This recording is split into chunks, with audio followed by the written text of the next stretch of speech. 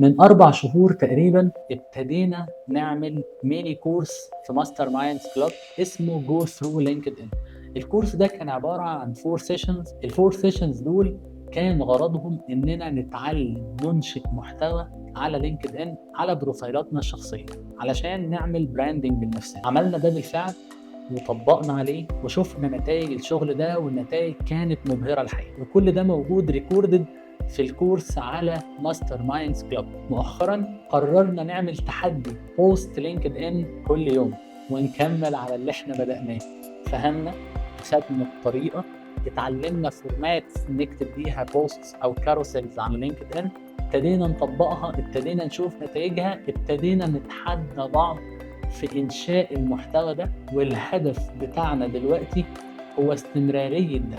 لو عايز تعرف أكتر عن اللي بيحصل جوه ماستر مايندز كوميونيتي تقدر تتواصل معانا وحد من الفريق هيشرح لك كل التفاصيل.